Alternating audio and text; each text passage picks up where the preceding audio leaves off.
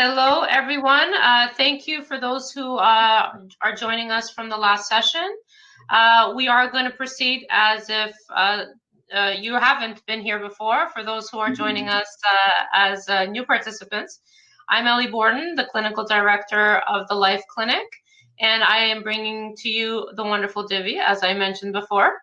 And she's going to be taking it on from here. A private chat room is activated. Questions can be put into there. Also, if you'd like more information about the helpline, you can chat in there, and I will be sharing the handouts as I go as normal. Divi, I'll come off. Great. Good evening, everyone. This is Divyansha, and I work for the Life Clinic as a mental health professional. I welcome you to today's session, and I really appreciate some of you have, attended the first session with me today, and you're attending this one as well. I hope the strategies that I shared in the previous session really helped some of you. So basically, the Life Clinic is a mental health clinic based out in Oakville, and our passion is to provide accessible, cutting-edge, evidence-based mental health treatment. Our services, including psychological psychotherapy, coaching and assessments, aim to guide clients towards their best lives in a non-judgmental environment with specialized professionals. We provide at-home visits, offer multiple locations for our services across Ontario and Alberta, and provide worldwide online telehealth sessions. The Life Clinic team is here for you. Thank you for joining us.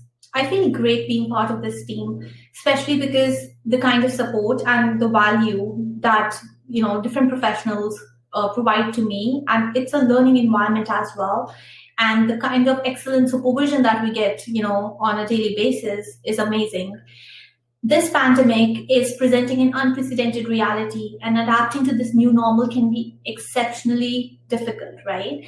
The Life Clinic is excited to offer this free webinar series titled Life During COVID-19, How to Be the Best Version of Yourself During and After the Pandemic. The goal of this series is to provide free, easily accessible information from experts on topics relevant to their lives, to your lives and, everyone's lives. In this unprecedented time of the pandemic, 6 mental health experts, including me, will provide a series of workshops. And the best part is you will be getting, additional resources as well as our recordings as well for you to go back to, in your emails. And we are going to, help you navigate through the new normal and, really be able to meet your physical and mental challenges at this time. Last week, my colleague Katrina presented on meditation for stress, and the recording of a webinar will be made available through your emails. Next upcoming webinar would be to support yourself through anxiety reduction techniques, and that would be next Wednesday. After this presentation, there would be a short Q&A, and please feel free to put in your questions on the chat box, and those questions would be shared anonymously. And feel free for that, and even reaching us out later on, through our helpline, which is available from Mondays to Tuesdays. Tuesdays from 9 to 12 p.m. All right, so now I'll begin with sharing my screen.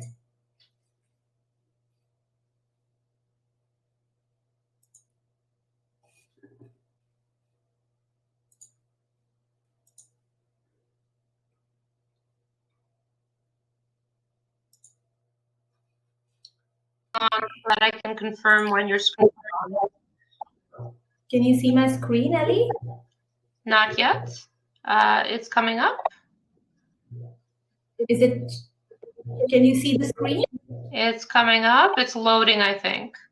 I'll let you know when it's full. Right now, it's a blank white screen. Okay.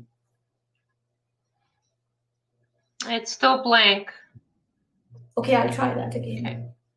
Okay.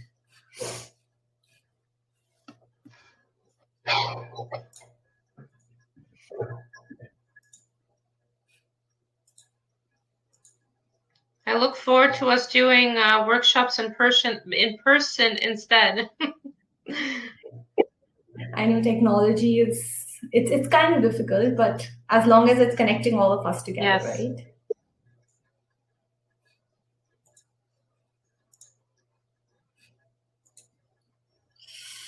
There's something.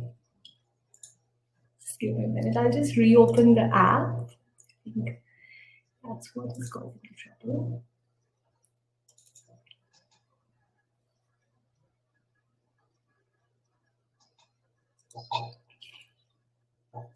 Thank you everyone for your patience.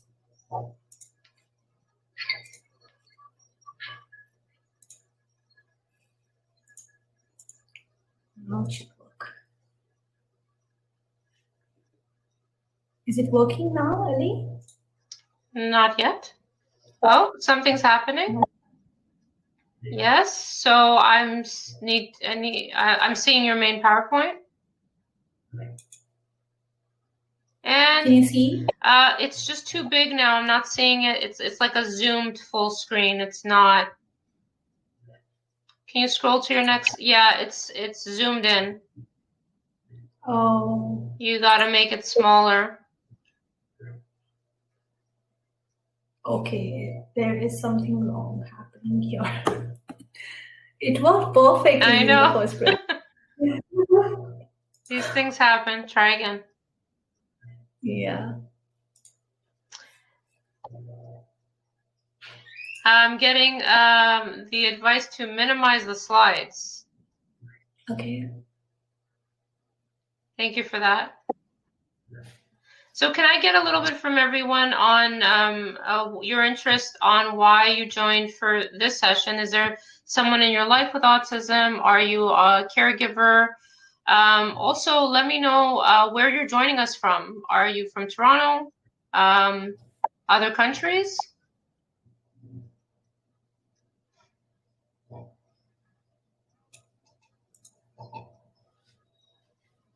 So I see Montreal and Toronto.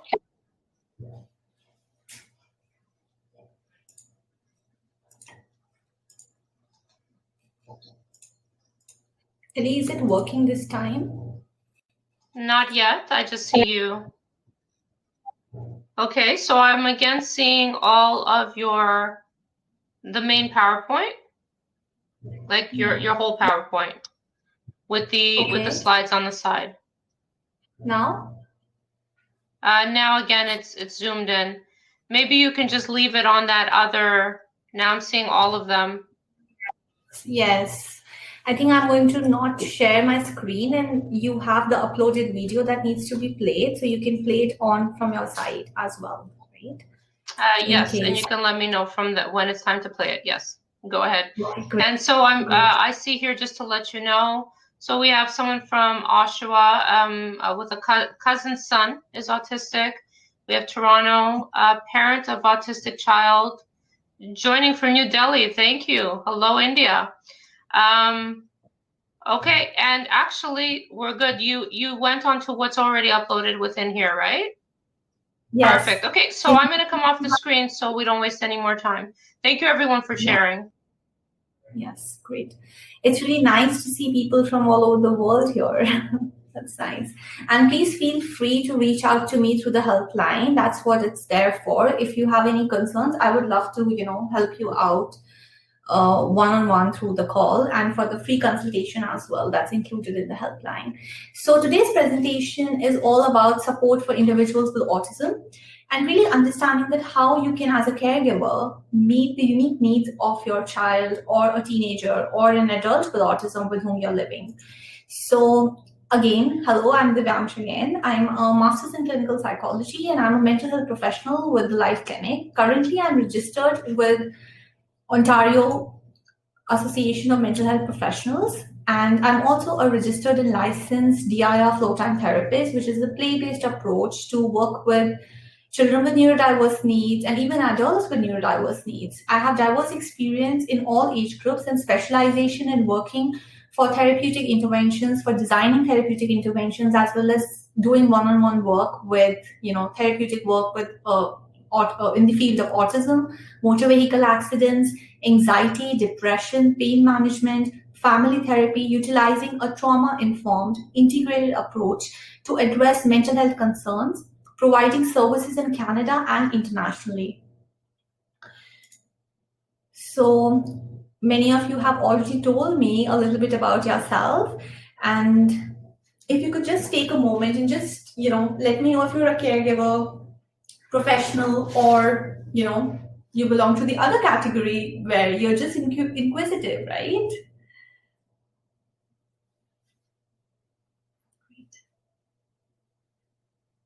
Great. So I'm getting lots of A's and C's as well. Nice. It's an interesting, diverse group, and I really appreciate, everyone, really attending and taking out the time to attend this. So what are we going to learn today? What I'm going to share is really understanding what is autism spectrum disorder. So many of you who already have some relative, or you have someone in your life, or a child, or a individual, with autism spectrum disorder already know about it. But since this is a diverse group, I will be sharing about what is really autism spectrum disorder and what are the ways of looking at it. I would be exploring about anxiety. I would be exploring about many triggers that are common in individuals with autism spectrum disorder and how they can be related to anxiety. I would be sharing how do you respond as a caregiver, which is a very important piece here to really understand that, sometimes caregivers do feel that, I am doing everything, but still I feel there is something out there that I need to know more, right? And some key strategies as to how you can help individuals with autism spectrum disorders navigate through, the anxiety that they might be feeling, especially in the current pandemic time, right? Which has really put the routines off the track, and everything has gone off the track for them because they cannot follow their own routine. They are not seeing their service providers, so which can actually be increasing a lot of anxiety in some of the individuals who have neurodiverse needs, and those needs cannot be fulfilled sometimes because of the pandemic. So really understanding autism spectrum disorder. So what is ASD as it's referred here? ASD refers to a range of conditions and characteristics which has challenges in social communication, social skills, right? And your repetitive behaviors, speech, non-verbal communication, as well as unique strengths and differences. The term spectrum really basically means that there is a range, right? There is a range of challenges and strengths that a person with autism might possess, right?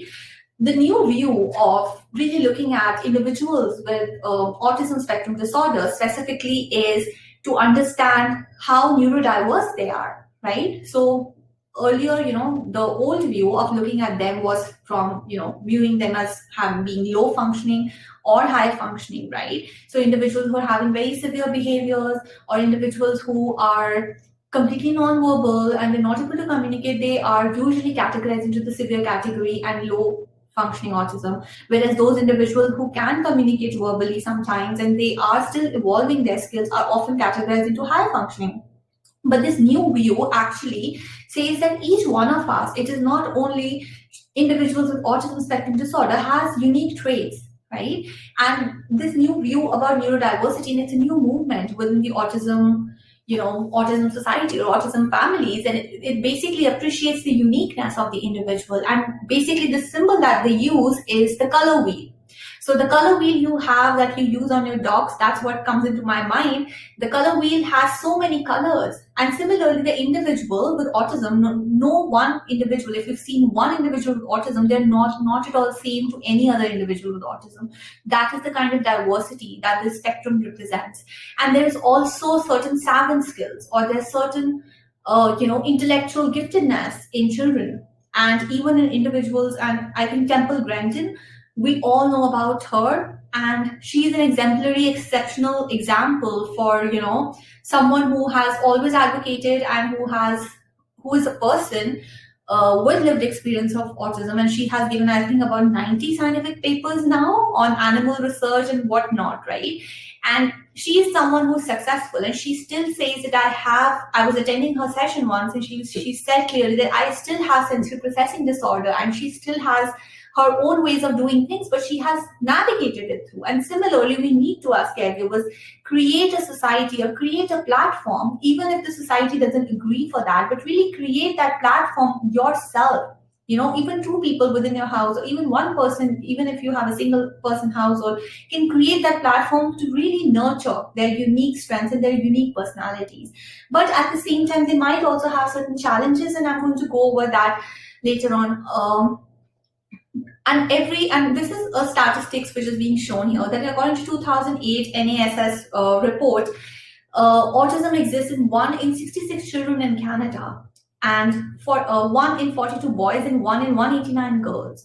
So it's, the prevalence rate. I remember when I was graduating from college, I have always been passionate about this subject. And when I was graduating in college, it used to be less than this. And now it has, the number has just been reducing, right? It used to be, something else, and now it's just reducing, and the prevalence is increasing. So all we have to do is work towards, integrating these unique needs of the individuals, rather than saying that no, just labeling autism as it is. So I'm going to show a video over here about what is autism spectrum disorder really, and it's a nice way of understanding individuals according to the neurodiversity principle. And I'll just play it if it plays here, or I'm going to show it in the separate video. Okay.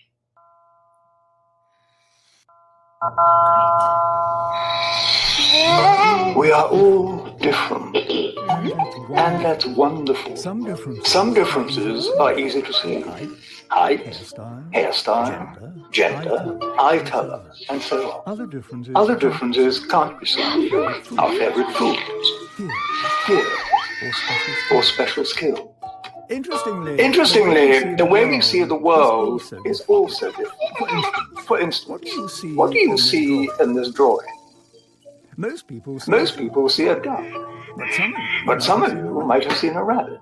Whichever you saw, you are correct. This is just a trick drawing to show you that all brains work differently. The brain is your body's computer. It works differently for all of us and controls how you learn. That's why we are all good at different things. How you feel, which is why we all feel different emotions. And how you communicate. Sometimes the brain is connected in such a way it affects senses and how we perceive and read situations and interactions. This is known as autism. Many people have autism, so it's likely you already know someone who is autistic. And for this reason, it's useful to know a little bit about autism. The special wiring inside an autistic brain can sometimes make the person good at tasks we may find difficult, such as mathematics, drawing, or music. It can also do the opposite, and activities we find too easy are incredibly difficult to them, such as making friends. The senses constantly send information to your brain about your surroundings and other people. However, when a person's brain and its senses don't communicate well, the brain can become overwhelmed and confused, affecting how they see the world. Picture yourself walking down the street.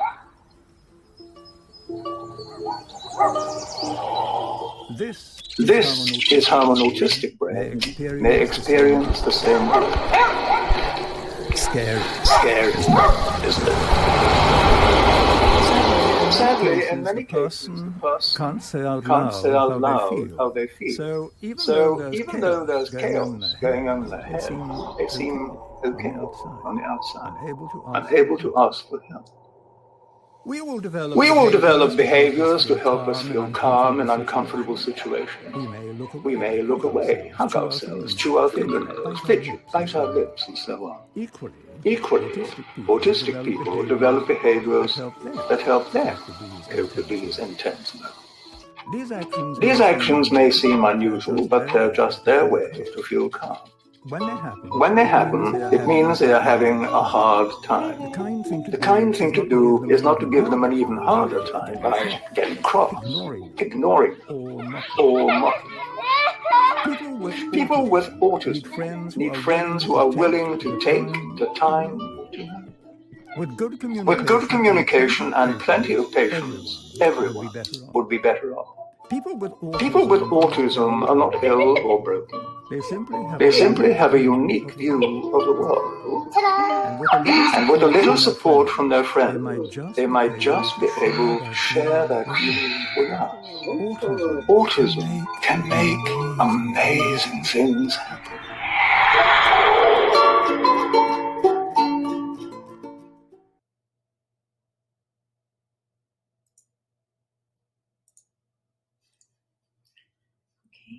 So that was an amazing video, and it really highlighted that how even, typical individuals have certain ways of responding when we are anxious. And the first part of my webinar series really covered about how we as caregivers sometimes respond when we are stressed. And it completely normalizes this feeling of feeling anxious, right? And imagine a child or an individual, even an adult, right, who is not able to really communicate their needs, and that might just show up in terms of their behaviors. So moving ahead now, really exploring anxiety. So I'll keep this brief here. So anxiety is the normal response to stressful events or threats and keeps us safe from danger, right? It is a normal response, for example, anybody who's scared of dogs, if they see a dog, they're just going to run away, right? They would have immediate flight response. So it's a normal aspect of our being. But what happens when it becomes very severe? When it becomes very severe, it goes out of control and it puts us into a dysregulating mode. It puts us into a mode where we are not able to navigate our life, right? We're not able to take control of things. We're not able to deal with our emotions, our thoughts, and our behaviors. And it shows up in different ways. So in individuals with autism spectrum disorder, it basically shows as behavior withdrawal. So individuals, might not be doing what they do on a daily basis. Or it might show as a fast, repetitive talking, right? They might just repeat things that, or maybe just ask more of reassurances. Like I have a client who really tells me that, her mother actually shares with me and she says, okay, so someone, Ellie, just mentioned that they can't hear me properly. Sorry for the interruption, but can you hear me, Ellie, properly? Okay, so I'll continue. Just in case, we'll be sharing the recording of the webinar, so they would be getting the recording in that case, and they'll be able to see that later. So really, I was talking about the repetitiveness and repetitive asking of questions. When will my school open, for example? When will my school open? When will my school open? When will my school open? And that's their way of saying that, there's something wrong happening here. I'm feeling anxious inside. I'm not feeling comforted inside. I don't see what is going wrong in this world, right? I used to go to the school. I used to see my peers, even if I used to not interact with them, but I used to like it somewhere, right? And a lot of these emotions are going to be expressed now. So remember that anxiety also triggers certain emotions, and those emotions are taking the form of behavior, right? For individuals for specific needs, who cannot really communicate that, or who cannot come and say and tap on your shoulder and say, I need a hug right now, I'm feeling uncomfortable. Or they cannot really come and communicate sometimes, saying that the voice is too much, or your tone of voice is what's disturbing me. So they all have their own sensory needs which needs to be taken care of, and the more we know about it, the better we'll be able to target those areas where you need to kind of navigate that, right? It's simple when you know it, but it's difficult. And it seems, something which is a very big challenge as caregivers when you do not know that what is it that's triggering a behavior. It might show as stomach aches, that's a physiological response, or children might not be able to eat properly, or, because of COVID-19, I know that certain families have specialized routines, specific routines are there, and they are not able to routines in the terms of diets, right? Certain children are on gluten-free diets, and certain materials or certain food items are not accessible because of COVID-19. What do you do then, right? You have to navigate the situation, and it's difficult to kind of get them off their routine that they are used to for so many years. So these are unique challenges as caregivers that you might be faced with, and imagine the kind of stress that the individual might be going through who was used to a certain way of doing things, and now it's totally new for them and they have to take time to adapt.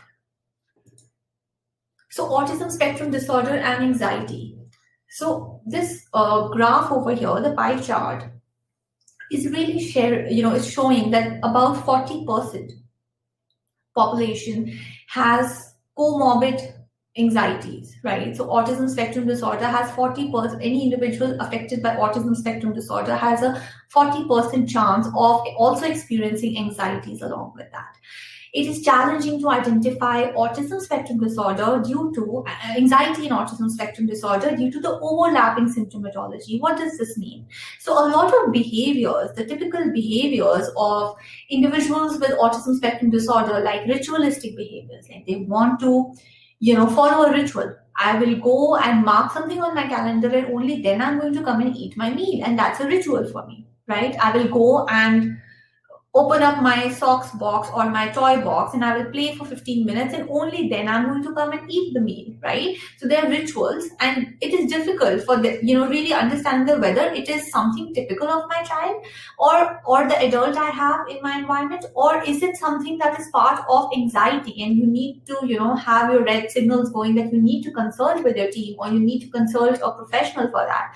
Again, stimming behaviors. So a lot of times individuals with autism do a lot of hand flapping, or they would start running, and that can also be anxiety, but it could also be their self-regulation in that moment. So it is difficult to really judge sometimes that whether what they're experiencing and what behaviors they're displaying is something you need to get worried about, or is it something which is typical of who they are as unique individuals, and that's their way of communicating to you that this is fun for me, or like I was discussing in the previous webinar, that we have our natural ways, our natural coping strategies of dealing with situations. Similarly, individuals with autism spectrum disorders have their own natural tendencies, where I know so many individuals and all of them are unique, and I know that they all have these unique personalities, and whenever I think of my clients, even if I'm not working with them right now, I know what that one unique personality is, and that always brings a smile on my face now, because that is so much part of themselves, and just taking away that is difficult, right? But also to know that when it is occurring more and when it's increasing in intensity, that is when you can it's a time to worry and see that, okay, is there something which is affecting them? When it is becoming debilitating and it's affecting their functionality, it is affecting their function, or it's affecting their day-to-day life, that is when you have to question yourself and say, okay, this has been going on, but this has really increased. It has increased in its frequency, it has increased in its duration, and I'm worried as a caregiver. What should I do? That's the time you seek a professional. Right? So children and teenagers with ASD get worried and anxious, and the way they show their anxiety has these symptoms that are listed here. So moving on. So autism spectrum disorder. So these are the common types of autism spectrum disorder. Individuals might experience the anxiety, the common types of anxieties. So anxiety disorders common are generalized anxiety disorder, which is constant feelings of anxiety, social anxiety disorder, fears and phobias, obsessions and compulsions, which could include unpleasant thoughts, right? Repeated behaviors, or there could be specific things like they probably don't like a vegetable. So it's difficult to bring that vegetable in the house because that could trigger a meltdown for them, right? The moment they see it is going to trigger a meltdown because probably they're sensitive in their in their olfactory sense, and they cannot smell that vegetable, right? So you cannot cook that vegetable. That kind of becomes, you have to navigate a way around it. So there can be different overlap with anxiety in terms of what the unique, aspects of individuals can be when they're on the spectrum. Talking about from the perspective of COVID-19, I'll keep this brief, is that we need to address the unique needs of individuals. And what I mean by this is that each one of them has unique individual differences, and transitioning from, any which way for them to adapt to any routine is very difficult. And right now is the time where the regulations are changing day by day. I know as of in Ontario, earlier the services were completely closed. Now some parents are transitioning into in-person services, and parents are also scared and anxious, and the kids are also, and the individuals are also scared because suddenly all the demands were taken away, and now suddenly all the demands are there again, right? For 15, 20, 30 days, I did not have any demands. I was with myself. I got adapted to that new routine. And now suddenly you are expecting me to transition back. And you want me to go to my occupational therapist and be okay. Obviously, I'm going to throw a tantrum, right? It is difficult for them given their individual profile, because when they do not have a set routine, they feel unsafe. It's as simple as that, right? And then adding to that, they are having difficulties communicating their difficulties and the problems that they're having, which kind of adds on to the stresses for the caregivers, as well as adds on to the stresses and the new realities that individuals with autism spectrum disorders have to face. Difficulties with wearing masks, difficulty, following social distancing protocols.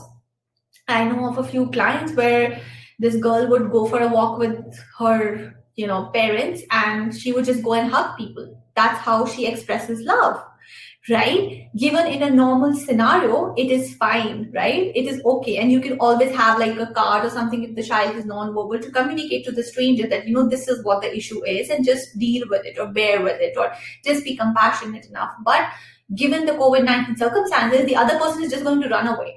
And for your child with autism spectrum disorder, that's going to be a disaster, because they tried to initiate a contact with someone. They tried to communicate their affection to someone. They liked someone, but then suddenly that person retreated. So even sending those messages, right? So really training the individual that what is the new reality?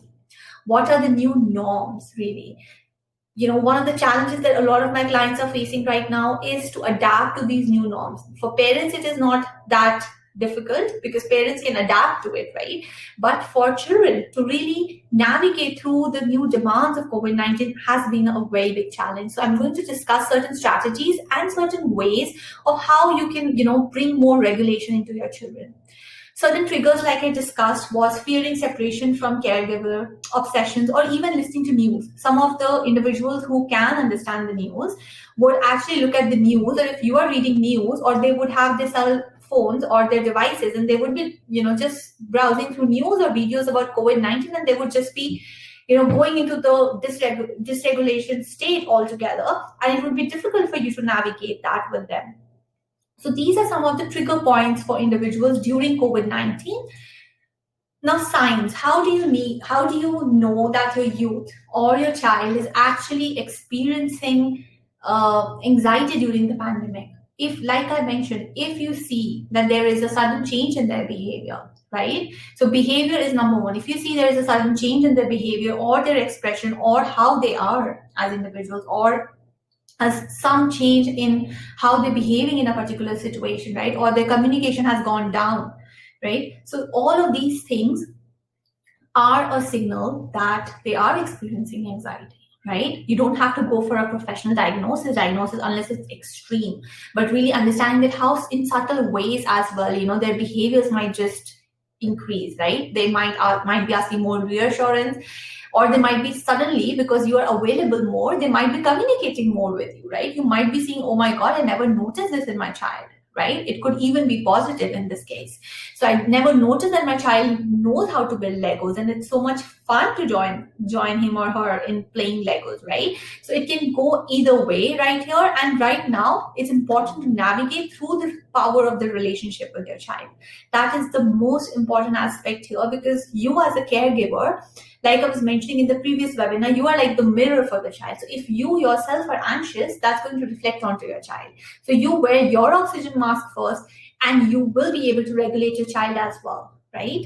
And professionals are all around, right? There are a lot of professionals that I know, even in India, who are available, right, for individuals. Even if you go on certain resources online, or even you can consult with us at TLC, and we'll be able to help you navigate on these small day-to-day problems or small day-to-day guidances that you might need at how to manage things at home or with your child.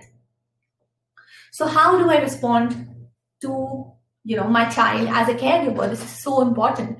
So key is to understanding your child and youth behavior along with understanding individual differences in the context of your relationship with them. So there are three things in this: understanding child or youth behavior in the context of relationship while understanding the individual differences. And this is clearly the DIR flow time approach, right? It's by Dr. Stanley Greenspan, and there is an amazing book by Dr. Stanley Greenspan and I think Dr. Wider, and they talk about how to engage with your child at home. It's called Engaging Autism, and I always recommend that to my clients as well. So understanding your child from the DIR approach. So I have been specifically trained in DIR approach, and I have a license to practice, worldwide. But at the same time, I feel even the applied behavior analysis and the behavioral approach of doing things, so I use an eclectic model there. So, but I really like when I'm looking at individual, right? When I'm studying a child, or when I teach or psychoeducate parents as to how they should navigate and how they should think, what's going wrong with my child, to go from a DIR perspective. What does that mean? So development is the D. So D basically means that from the perspective of the individual, where they are and where they are heading. So a lot of times individuals with autism might be a 24-year or 25-year-old, right? Might be a 15-year-old, but where is their developmental age? They might be at a 6, right? They might be at a 12. I have even seen in some children who have a developmental age higher than their chronological age, right? They might be 6, but they have some giftedness which actually puts them into the maturity of they are 6 years old, but they have a maturity of a 15-year-old, right? So that's the most beautiful thing about individuals on spectrum, is that their development is from a unique perspective. And I say that it's a beautiful thing because I know that the progress is possible, right? Progress is always possible. And if you provide the right kind of intervention, which is attuned to their individual needs.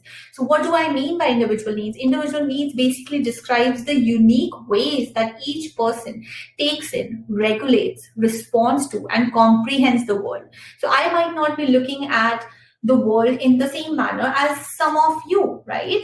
And similarly, the individual with autism or individual on the spectrum might have a unique way of looking at things. When they're going out on the road, they might just be seeing, because of their sensory issues with their vision, they might just be seeing, blurred vision, or even if it's not blurred vision, they might just be seeing, if there's too much green in the environment, they're just seeing green, right? They're not able to focus clearly, like you saw in the video, on who's coming in front of them or what's happening. So it's difficult for them to navigate and to understand these sensory experiences is what is in the core of DIR intervention, and it is a very effective intervention. And R is the relationship. So as we all of us know, that where does our growth happen first? When a baby is born, it happens when the mother or the father or the caregiver actually regulates the child. The child cries, right? And you are the one who regulates the child, and you are the one who provides that sense of safety. Similarly, the relationship is the fuel for development in the DIR flow time. Humans are social beings, right? Even in the COVID-19 situation, we all want to stay connected. We all want to do as much as possible for each other, right? And we all are social beings. So really, the key is to have that relationship. And that relationship, how do you have that relationship? I'm going to cover that as well in the next slides. So now coming back to the I, right? The individual differences. Really, when you are looking at an individual with spectrum, right, it is important to understand that their behavior might manifest as aggression. They might be engaging in self-injurious behaviors like hitting their head to the wall, or typical behaviors like scratching their skin, or typical behaviors like biting themselves or others. These are extreme behaviors. It might just be just a tantrum or just avoidance of something. But to really understand what is going on with my child. Is this behavior part of some sensory processing problems? Is it part of some social skills deficit? Is it part of lack of understanding? I have seen children who, once I had a client who, wasn't able to communicate with me properly because obviously he did not have the skills But whenever he had certain thoughts, it doesn't mean that they don't have thoughts, right? They might have thoughts, but they're not able to express it. They don't have the expressive language. They don't have the expressive communication. So he would just go into a meltdown, right?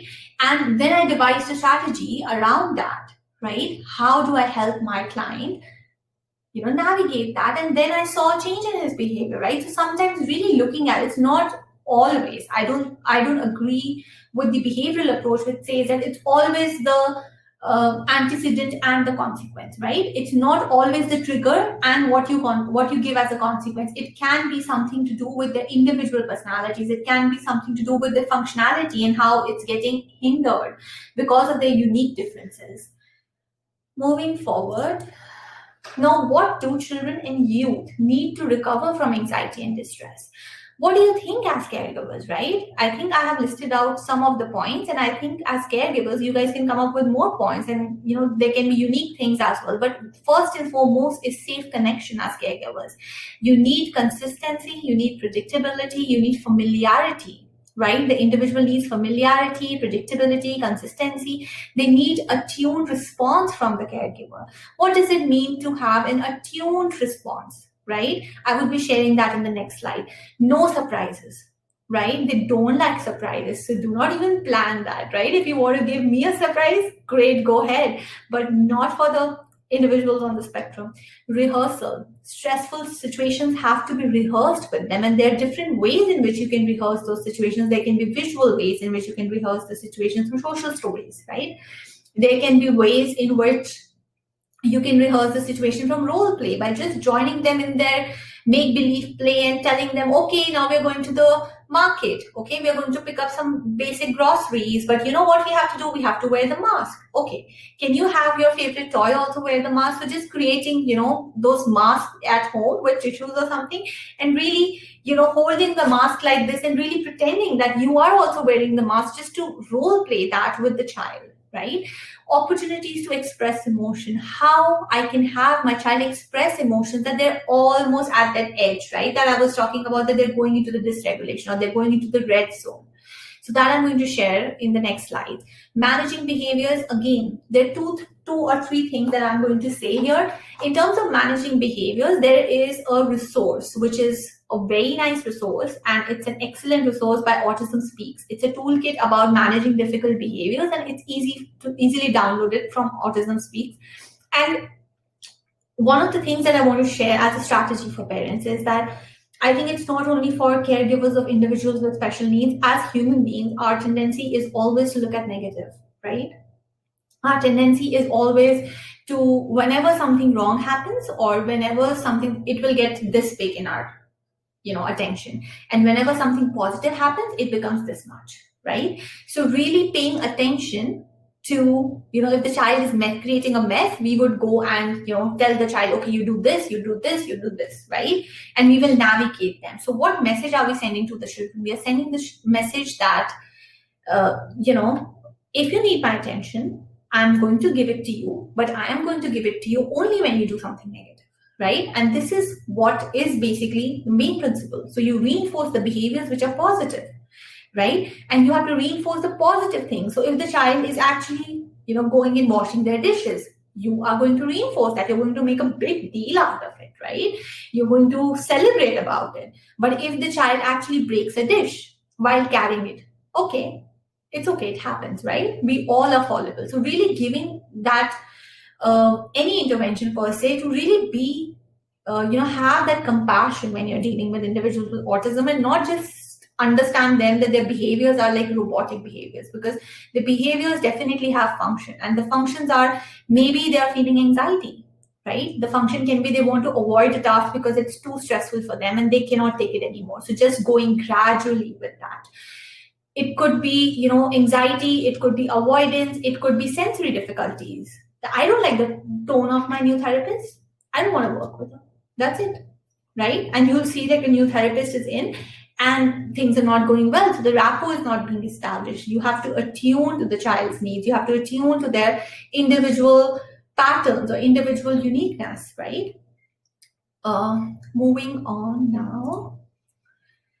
So what can you do as a caregiver? I've spoken a lot about individual needs of the individual on spectrum. So mirror being calm. This is the first strategy, right? If you look frightened, your child can pick that message from you. Limit news and anxiety-provoking information for children and youth. Stay attuned and co-regulated. What does that mean? Attunement. Attunement is being able to tune into and understand an individual's own experience of the world and hold it as separate to one's own experience. The ability to identify and respond to sensory and emotional experiences of another person. For example, when you go out for a walk, you kind of tune yourself, right? You tune yourself to the person you're walking with. You do not go at a fast pace. You want to tune yourself, right? You are together in the walk. Similarly, when, this is an example from what I have seen when you want to soothe the baby, right? You do gentle movements, gentle rhythmic movements for them, right? And that kind of soothes them, right? And you kind of, sing something to them, or you want to, make certain calm noise, right? So that is all attunement here. So you're really tuning into your child's needs, right? Co-regulation. What is that? Co-regulation is the supportive process between caregiving adult, children, youth, or young adults that fosters self-regulation development is called co-regulation. So we know that individuals with autism have challenges to regulate their own emotions, right? They have challenges to navigate the world when they are aroused, right? They're into hyper arousal and they don't know, and all they can do is get into a behavior or get into a meltdown, or possibly get into a self-injurious behavior and show the world that I am just completely shut down and I can harm everyone. And I've seen individuals, I've worked with individuals who were at that level. And when you open the channel of communication with them and you're able to co-regulate with them, they show a new self of themselves. And that's so beautiful to see, right? It is important to understand that your own patterns of regulation and ways of regulating yourself in a stressful situation. So what are you doing in the stressful situation? What is your response? Are you giving the hints to your child that you achieved what you wanted to achieve, that you put me also into an anxiety response right now?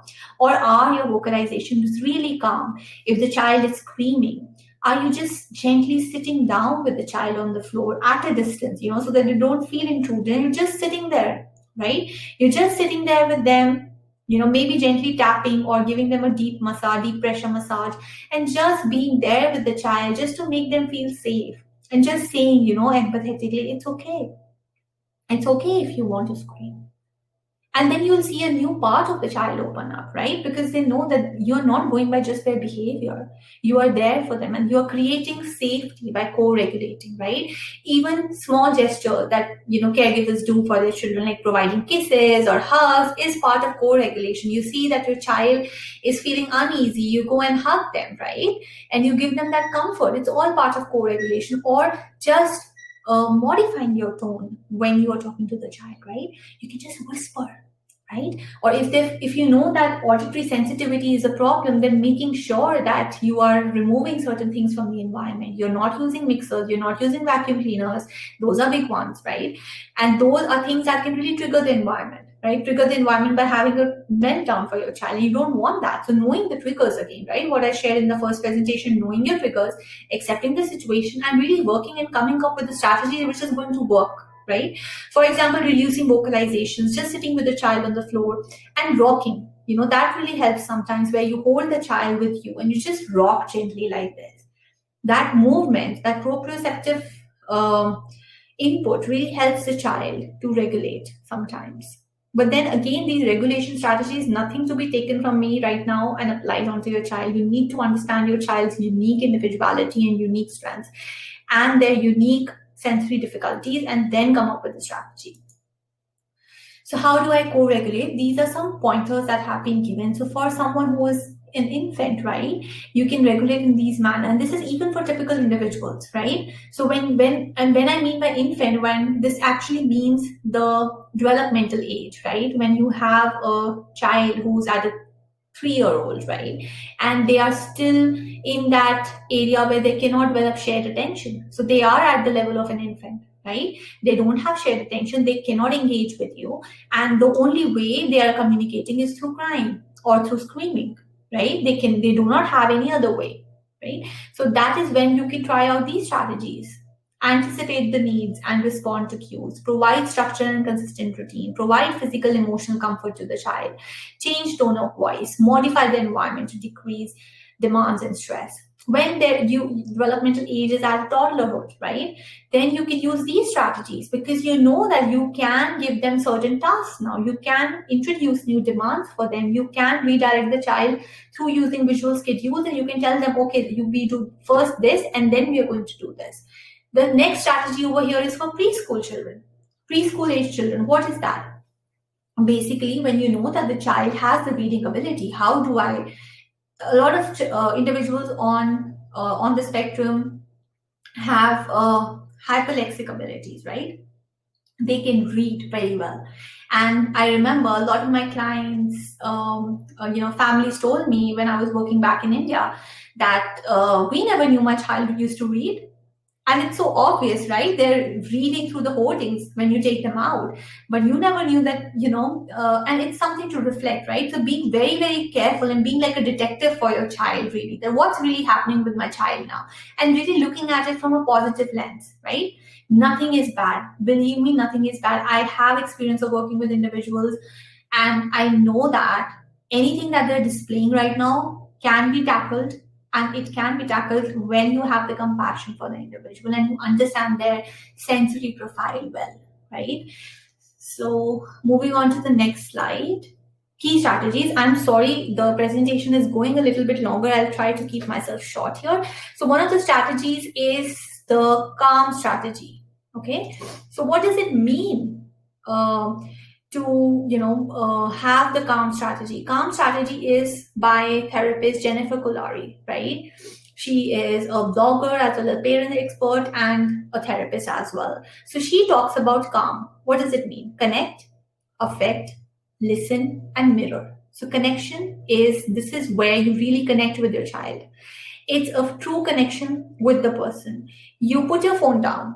You put your body to indicate that you're deeply listening, right? So really giving them your full attention when they're having a meltdown. And maybe doing that from a distance, not showing them that you are annoyed at them, right? Really tackling that through the connection, because like I mentioned, the relationship is the fuel to development. If the relationship doesn't exist, no matter how much behavioral therapy you do, no matter how much consequences you do, no matter how many reinforcers you introduce, if the connection is not there, it's not going to work out, right? Affect. What is affect? Affect matching. Your child looks sad. You look sad. So really identifying that, right? And really sometimes just going down on the floor and just, pretending, I'm also sad. You're scared. I'm also scared. What is it that we can do, right? Sharing that emotion with them. Or maybe if you feel that if you become sad as a parent, it will dysregulate the person, right? If it will dysregulate the person, then really coming up with some other strategy. What exactly can I do right now so that the person feels that I am there for them, right? I often tell parents that forget about the diagnosis. Forget about that your child is having specific needs and unique challenges. Just think that if you have to tackle the situation just in a typical person, how is it that you would respond? And take that compassion from there and then modify your approach, which really does wonders, believe me, because you take out the diagnosis from your head and you're just thinking that, if I was on floor, what would, my loved one do to me, right? What would I want to, just thinking like that, what would I want to hear from someone, right? That validation. What would I want to hear and what kind of comfort would I want? And on the days when you are not feeling so well, what just happened, right? We get into that reactive zone, right? And then we might even get into the shutdown zone. And the same thing is happening with individuals, maybe multiplied to 100 times possibly, right? Or I cannot even predict how many times that they are going into the zones of arousal where they're not into their window of tolerance, where they can regulate themselves, right? Because of different things in the environment or different things that are triggering them. Then really listening, right? Listening to what they're saying and mirroring, right? What is really happening, empathizing with them rather than trying to fix what has to be fixed.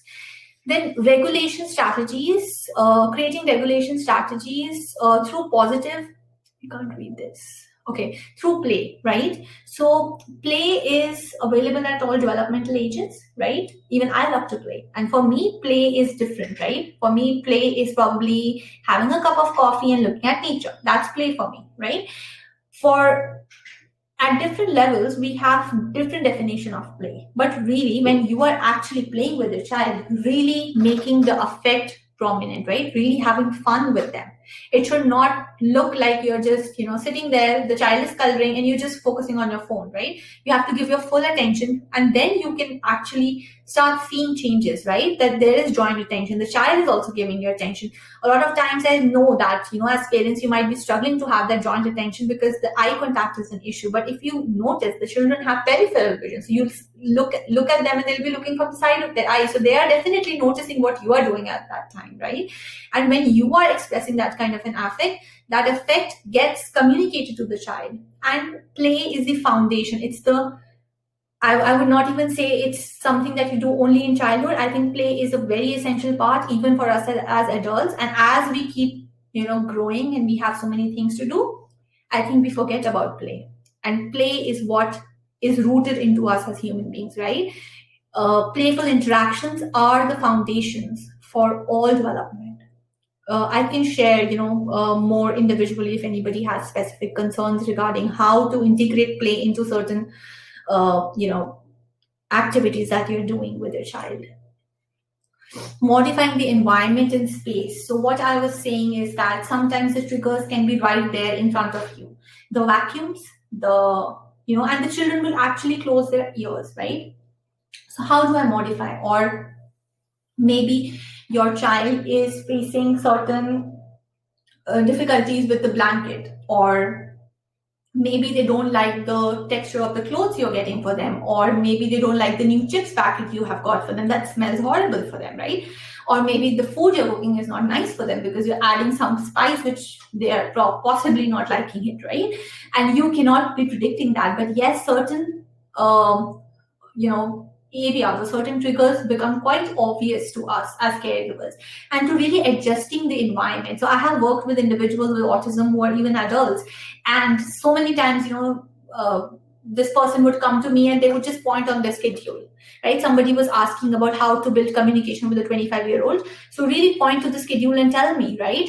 Close curtains. And when they appropriately ask me for that, they are allowed to do that, right? If they run and they do it on their own, that is when I would, really look into, what is it that, if I can give them a timeout and then again bring them back for them to ask appropriately. So I think I missed this in the behavior management, consistency and continuation.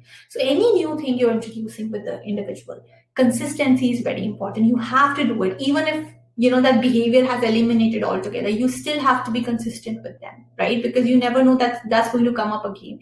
And you have to, even if you introduce something, you have to continue with that particular intervention. You have to continue with that something till the time you see progress and you move to a higher level in that, right?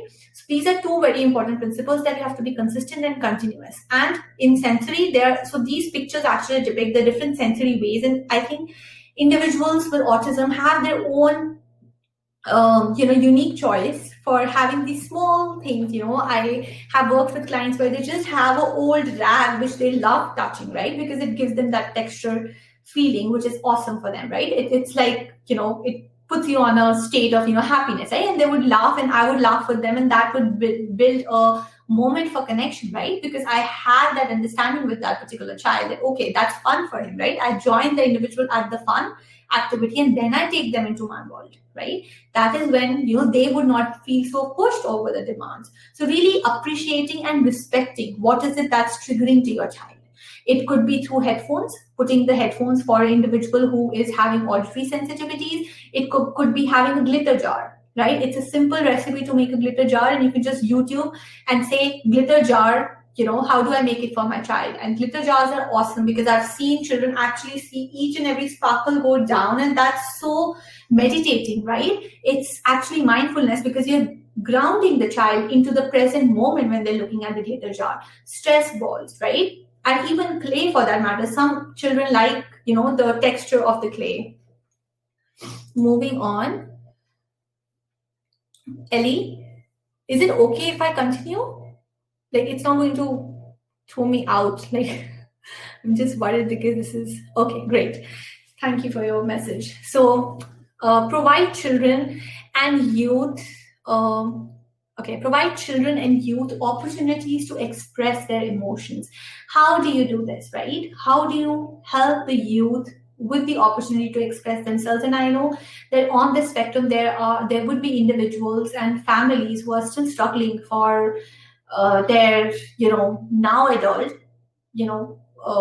having difficulties communicating, right? And because they're completely non-verbal. And how do I deal with them? Or maybe if they have some language, the language is not going beyond a certain level. So there are tricks, what you can try with them in naming their emotions. And I will specifically share the tricks for naming emotions, right? Your child might be needing to be taught that what is anxiety. So first of all, starting with psychoeducation, the brain model that I discussed with caregivers before, or just the model where I shared the 3 zones, right? The red, green, and the orange, right? So what it feels like in their body, really drawing out a map. So there are resources and handouts that Ellie would be sharing on the chat box with you right now. And really drawing out a man and really asking them, where do you feel anxiety? Right? Let them color there. Or using a distress thermometer. So distress thermometer would be shared as part of the resources with you. And distress thermometer is developed by Janet McPhee, and it is a visual tool, right? So children, and it is often used and in schools very frequently, even for typical children, right? So it can be used. And so in this, basically what happens is that, so in this, basically, you can just have, you can just use a thermometer and you can ask the child, where are you on the thermometer? Are you at the red? Are you about to flip your legs, right? Are you at the red? Okay, do you want a timeout? So you have a protocol for them, right? Once you know that the child is feeling something, you either give them a hug because they require deep pressure, or you give them some timeout, some quiet space, or you send them to a sensory room, right? You have the sensory basket there and you don't require a separate room really, right? You can just have a bag full of things that they like to just calm down, right?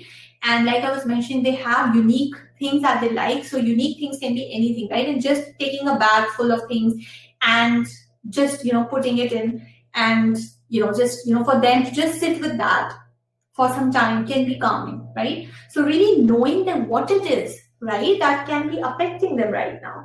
Then also reading stories on emotions, right? So big feelings come and go. So that's a great story that you can introduce to your child who has the capacity to read, and you can do that as part of the bedtime routine, right? Or reading more stories about emotions, watching movies about emotions.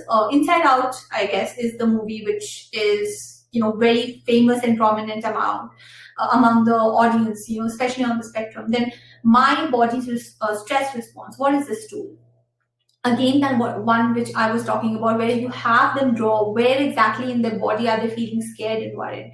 And having the 5-point scale, where again, this is for individuals who have the higher abilities to, respond verbally. You can actually use the 5-point scale with them. So, these strategies are for everyone on the spectrum, really. For individuals who cannot communicate verbally, you can use the distress thermometer and they can just indicate or point, right? And there are different ways in which you can introduce these strategies. And I would love to, elaborate on this. If anybody wants, you can contact me through the helpline as well, and reach, to our experts at TLC as well. Visual supports. So somebody was asking me in the last session that how you can use visual support, right? So if you know that, for example, this 30-year-old woman is on the spectrum, right? And for example, she is having a lot of worry because she is mature, right? She can look at the news and she knows what to follow the rules. She is following all the rules. But suddenly, now because of all the news that is seeping in, right? And there is nothing positive about the news, right? One thing you can do is you can limit the news. But the second thing is that the individual is still getting a lot of negativity, and they're getting anxious day to day, right? And they're getting dysregulated because of anxiety. So what you can do, one of the strategies is externalizing the anxiety. So for an individual who's on the functional level, really telling them, okay, you are experiencing anxiety, really acknowledging that, right? First validating them that yes, it is anxiety provoking. Even I am feeling anxiety to some level, right? Really being there, having that connection with them, right? They should feel that you're really feeling for them, right? Having that empathy for them and for their responses, and really accepting them as a whole person rather than they're just a behavior, right? So externalizing the anxiety, what is this? Have them draw the worry monster, right? So what is the worry monster? Like you can see in this image, right? So have individuals sit down with crayons and say that, okay, I know you have been worried, right? Let's draw our worry monster. What is the worry monster saying, right? And how do we make the worry monster disappear, right? And you can even go to the extent where you start doing some visualizations with them. Okay, let us imagine and play, right? Then worry monster is hiding somewhere in the house, right? Okay, you know now he's playing hide and seek with you, right? But you are getting anxious right now, right? Creating those stories, navigating the worry monster. Okay, now we take this big bat and we have to go and, reduce the size of the worry monster. Or maybe for individuals who cannot do play-based externalizing, just drawing it on a piece of paper and drawing themselves on a piece of paper and then, slowly and gradually making their own image bigger. And the worry monster goes smaller and saying that you have the power, right? To really use visualization and to use visual supports. And I think visual supports is not only something I use only for my clients with autism spectrum disorder, that's something I even use visualizations with my other clients, right? Who are adults. So I am now working with individuals who are also 55-year-old or 25-year-old or a young woman, with typical needs, but visualization, and even for myself sometimes, right? If I'm preparing for a webinar, I just visualize it's going to go well, right? And I hope I'm doing a good job here. But really, visualization has power, right? And really knowing that as caregivers. Now I have demonstrated here some schedules, right? First nighttime, then play. So when you get up after in the morning, then you do the playtime, right? So these are some schedules, and these schedules are available online. So even the resources that I shared before in the previous webinar have some of the schedules, or even the resources that are being shared here. And then later on, you can always contact us at TLC, either the director or me, and we will be able to, help you with some free resources as well. So really using the communication boards, and there is a tact about designing those boards, and that's where you consult with a professional that, okay, what is it that I can do next with my child, right? That's the time when professionals can come into the picture and really collaborating with the professionals. Whenever you see the change, if you can't find the professional, reaching out for those professionals who you really value, right? And really seeing that what change it is making, rather than just giving up that, okay, this is something which is part and personality of my child, whereas the child is struggling inside, right? They are struggling with anxiety and you cannot do anything and you stop bothering about it, right? And I know as caregivers, all of you are doing a great job. I don't mean to harm anybody here, but it does happen as adults, right? When we don't know a solution to something, we just give up, right? We just accept it. We keep a rock on our heart and we just accept the things as they are. But really, believe me, there is so much potential if you just, understand their unique personalities and their individual differences. There is so much you can do with individuals on the spectrum. And mindfulness. I think I've reached the last few slides now. Utilizing mindfulness. So I have my bell here that I use, and I just wanted to share this nice tip. So this is a timer, okay? And this timer basically goes off, right? And this is something that can be used for children when they are transitioning, right? When they are on their iPad and they don't want to move to another activity, how do you use it? So you basically remind them with the prompt. See, you have time till 5 minutes, right? And after that 5 minutes, give the option, right? You always have to ask the child that they are at control, right? You have to make them feel that they are in control. So you always give them a choice, okay? So they might throw a tantrum. You can say, okay, do you need 1 minute more, right? So they will say, okay, 1 more minute. And then after that 1 more minute, the buzzer goes off and you're all set to do the next activity, and then you again transition them to the separate activity. And using visual schedules and a timer really helps transition individuals from one activity to the other, right? Because it provides a structure even to you.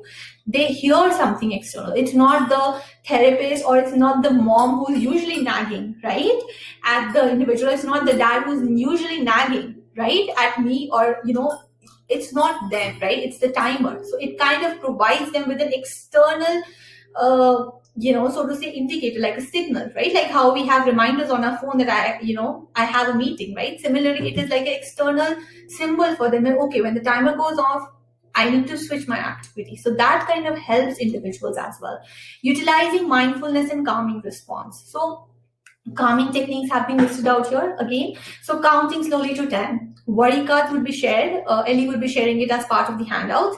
So really, talking about worry cards. So there are like 4 cards, which are like a reminder card. Okay, whenever I'm annoyed, what do I do? You can actually create your own worry cards, right? Depending upon the situation, depending upon the level of processing of the child, you can create your own worry cards and you can see what works for the child, right? And now again, another tool that I very frequently use, even for myself when I'm using in between sessions, is to use a bell, right? Just listening to the sound of the bell. See.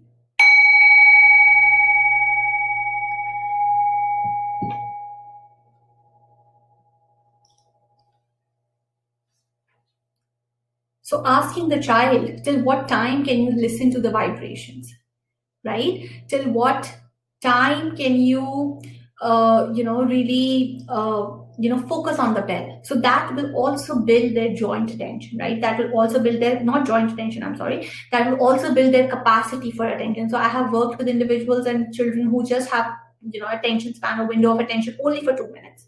So you have to get the work done within those 2 minutes and then slowly and gradually stretch them and not expect them to do work for like half an hour. That's just impossible, right? You have to build it slowly. And even for us as individuals, it is difficult sometimes, right, to deal with situations. So we build it up slowly. Similarly, for children with autism, forget about the diagnosis, right? Treat them as individuals. They're individuals with autism, not the other way around. They're not autism with individual, right? It's the individual which is important, and to really tweaking your techniques, right? So bell could work for someone, whereas, something else. And I have also shared in handout about butterfly hug. So it's a very simple technique where you make a butterfly and you do gentle tapping on the chest, which kind of works with a lot of individuals. And it is an energy technique, which is specialized technique, right? It is an ASAP resource and it's a specialized resource, and you can try that out with your, individual or child at home as well. I see some questions on the chat. I'm going to come back to that after the slides. I'm sorry for stretching a little bit. Okay, mindfulness exercise. So mindfulness exercise, like I mentioned, the bell listening exercise, which I showed you, right? Another exercise that works is soles of the feet. So asking the child, direct all your attention to the soles of your feet, or even doing some yoga with them, right? I know a lot of children on the spectrum who love to find out YouTube videos. Cosmic yoga is a very popular one in Toronto among kids on the spectrum, and they love going on cosmic yoga, and they would just, follow the rituals, right? So this lady, I don't remember her name, but another one is yoga with Adrian, I guess, which is very popular among all of us, right? And so cosmic yoga actually has these stories, like Harry Potter story or maybe Teletubby story, right? But this is going to happen. Now you're becoming a big elephant. Now you're doing a cow pose, or you have to get into the position of a frog. So this really helps them, and it's also a visual resource. So really channelizing whatever time they're spending on the iPad and limiting their iPad watching, which is, repetitive really. Right? You want to reduce the repetitive content. You want to introduce new things so that there is learning happening there, right? So soles of a feet is a good one. Yoga is another one that I just came up with. And bedtime mindfulness, to really have that routine set that you are going to take out that 10 minutes with your child. You're going to read a story to them, or read, or probably sing a lullaby to them, or probably sing something to them to just calm them down. Or maybe you both sit down and you switch on the projector and you both are watching at the stars, right? That can be so calming for you as well after a hectic day as a caregiver. So really having a bedtime regime and having a sleep hygiene routine with kids, right? So consistency and continuation, right? That is very important. So you have to have consistency. It cannot be that one day you have some relatives over and there is no bedtime routine. That will break the pattern, right? That will break the consistency. It will trigger a tantrum. So really making sure whatever you are introducing has the continuity, and you will be, as a caregiver, be consistent, right? So just introduce small things. So I might have shared a lot today, but just introducing, taking home just one little thing, one little aha moment. Oh, this is what I can probably use, right? And just introducing something which is going to be within your capacity to continue, right? That is very important, because that way you are creating safety for the child. Always remember, the relationship comes first. It has nothing to do with the techniques. So the relationship, the consistency, the continuity of the intervention is extremely important. Moving on. So cognitive behavioral intervention. So cognitive behavioral intervention, brain in hand. I was forgetting the name of the app in the previous section. So Brain in Hand and Mind Shift CBT is by Anxiety Canada. And these are two apps which actually help individuals who are on higher processing levels. So, individuals who can communicate and who have certain tendencies of being repetitive. So even Brain in Hand is a very effective app where the individual can actually, navigate, and they can actually navigate, and they can really, if they're using public transport and they need immediate help, they can actually call the emergency services, or they have their contact details written there, so they can actually just tap and they will get in touch with their mom or some caregiver, right? So this cognitive behavioral interventions strategies basically focus on changing, right? It focuses on restructuring the thoughts and restructuring, in return, restructuring the emotions, right? And that is, these two apps are using the cognitive behavioral interventions in a very different way, just modifying that to the needs of the individual on the spectrum. So this is a really good resource, something worthwhile to explore for caregivers to be used with their individual or someone on spectrum, but really looking at the developmental level first. So you need to have certain prerequisite skills before you introduce something like this. So if those skills are not, they're really building onto those skills so that the individual or the child reaches that level where they can be independent and put onto these, apps now which are available. Similarly, somebody was asking about how do I introduce visual schedules, right? So visual schedules, there are so many apps on Apple Store, Play Store, where you can actually create routines for yourself by clicking pictures, right? Click the real-time picture of the person in their routine, and that becomes part of the routine. So they get a reminder for themselves that, okay, this time is over. Now it's time for reading, right? So these apps can only be used, right? And there's a process and a procedure for putting them, slowly and gradually from, verbal prompts to something where they're independently opening the app and, following through the instructions. So it's a long process, but it's a worthwhile journey because you're just building on, right? Building on the skills, building on the, providing the means and ways of communication, which is, I think that's all we can do for such gifted individuals, right? There's so many individuals who are still struggling to really show to their caregivers that yes, we are gifted, but those giftedness doesn't come out, right? Till they do not have those prerequisite skills. So really thinking of really digging deeper and navigating that, right? Going deeper into what's really happening with my child, and really not giving up on your child, especially in this COVID-19 times, and not giving up on yourself, making sure you are doing your own self-care, like I mentioned in the last webinar. So time for questions. Thank you so much, everyone, for staying longer. I know I'm 18 minutes longer, and I just wanted to share certain guidances. So floor is open for questions.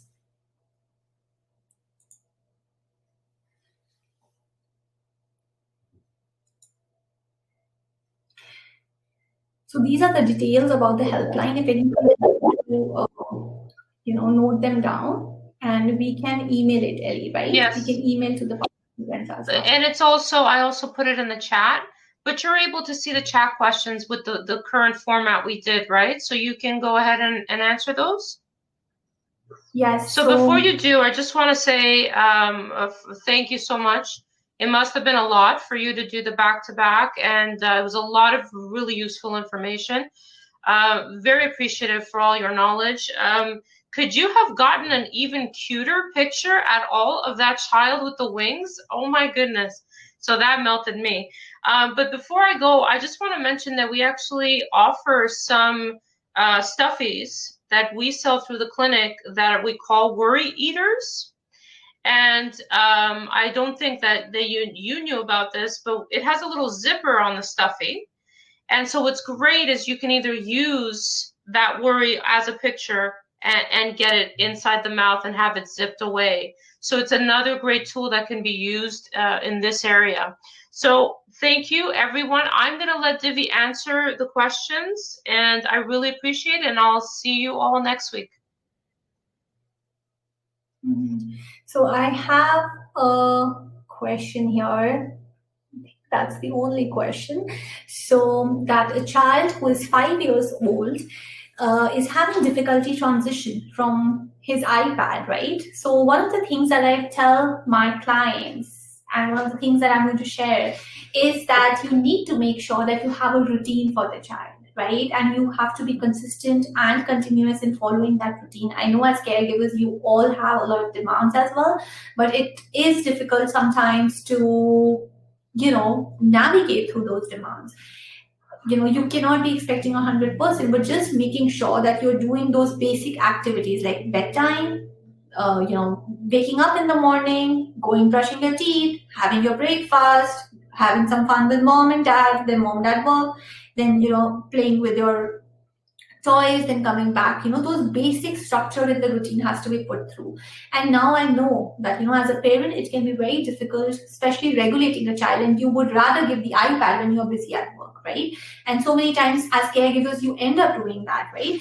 But at the same time, remembering that iPad is a naturalistic reinforcer, right? It's something which naturally the client or the child gets attracted to. So really putting the iPad activity at the end of all the activities that the child doesn't get, looks forward to, right?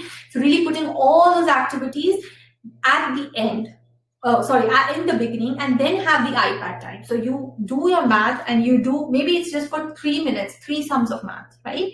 3 sums of math, 4 sums of something, or maybe, we make a puzzle, we prepare a Lego puzzle, which the child doesn't know, and you're still building their foundational fine motor skills, right, at a 5 age.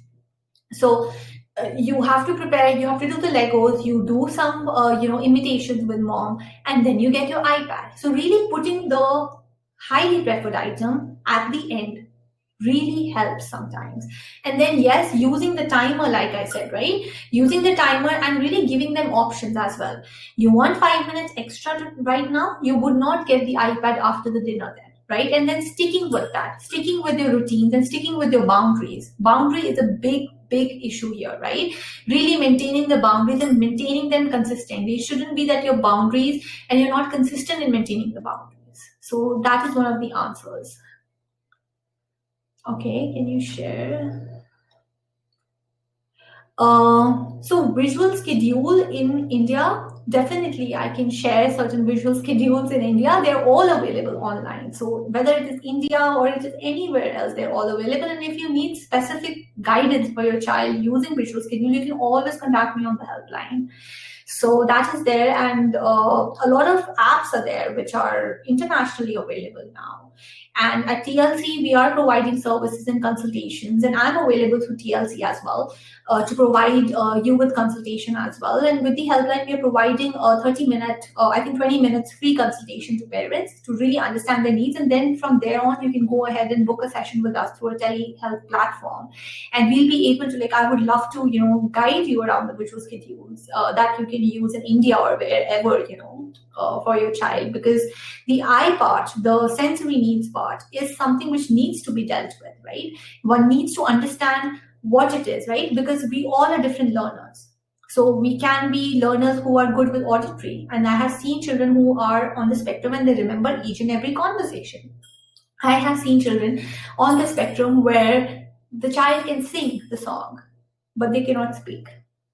So you ask them to say a rhyme, they will say a rhyme, but they won't speak, right? So there are differences. So I need to have the differences before I can comment and I can share a specific visual schedule. But in general tools are given, and there is a resource, a few resources that I think Ellie will be able to share, like a few resources which are available. I think in the resource handout, they were mentioned there.